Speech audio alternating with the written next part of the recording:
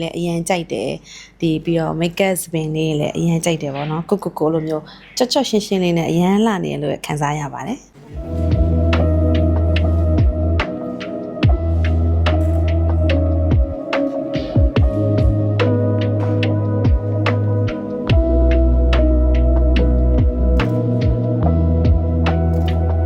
ခုနှစ်အတွက်အကောင်းဆုံးအမျိုးသမီးဆက်ဆောင်စု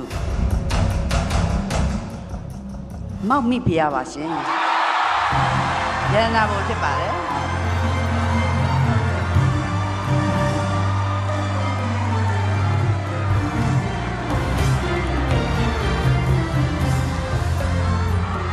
ရုပ်ရှင်အနုပညာရှင်အတတ်ပညာရှင်များနဲ့ဧည့်သည်ဆက်ဆောင်စုရှင်အကယ်ဒမီယတနာဘုံက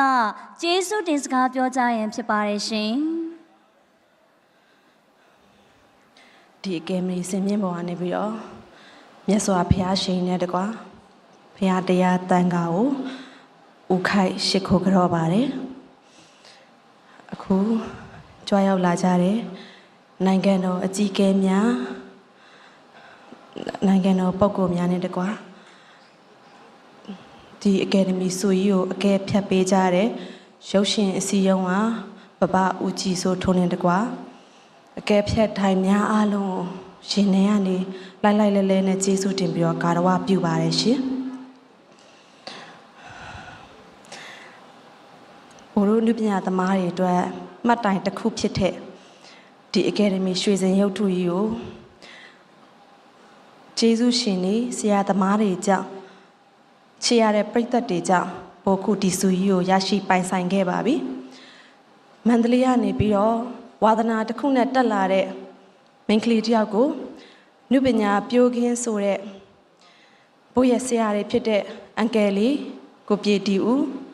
ကိုနေတိုးကိုမြင့်မြတ်ကိုခန့်စီသူကိုဝိုင်းနဲ့ဆရာများကိုကျေးဇူးအများကြီးတင်ပါတယ်ဆရာတွေကြောင့်ဘဝနုပညာကိုချစ်တဲ့နုပညာကိုဒီနေရာထိရောက်အောင်ရောက်လာခဲ့တာပေါ့နော်ပြီးတော့နောက်ထပ်ကျေးဇူးတင်ခြင်းနဲ့ဘိုးရဲ့ကျေးဇူးရှင်နေဖြစ်တဲ့ဘိုးပေါ်မှာကျေးဇူးအများကြီးရှိတဲ့မောင်မီဖျားရုပ်ရှင်ထုတ်လုပ်ရေးအောင်သီရိရုပ်ရှင်ထုတ်လုပ်ရေးကဒေါက်တာကျော်ဦးနဲ့ကိုအောင်ကိုဦးကိုလည်းကျေးဇူးအများကြီးတင်ပါတယ်အကိုရဲ့ချစ်ချင်းမြတ်တာနဲ့တုံသင်ဆုံးမသင်ကြားပေးမှုတွေနဲ့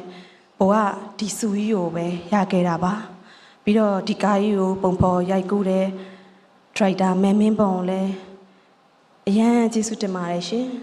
မောင်မေဖျားမှာပါဝင်တရုတ်ဆောင်တဲ့မာကြီးဆိုမခိုင်နှင်းဝေတငယ်ချင်းတိုင်ရွန်တို့မယူတို့အားလုံးကိုလည်း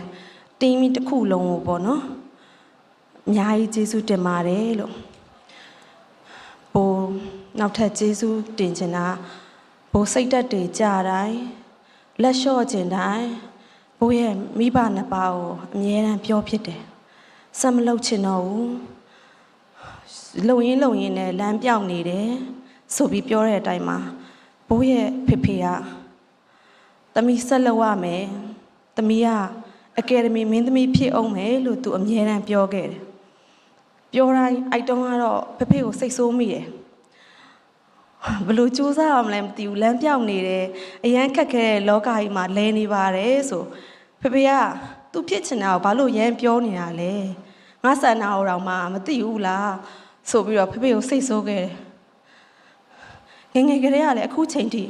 မိဘရဲ့အတွက်စုဆိုလို့ဘာစုမှမယူပေးနိုင်ခဲ့ဘူးပေါ့နော်ဒီစုကတော့လေတကယ်ကိုဖေနဲ့မေအတွက်အရန်ကိုဂုံယူပြီးတော့ဝမ်းသာရမယ်စုလို့ပဲထင်ပါတယ်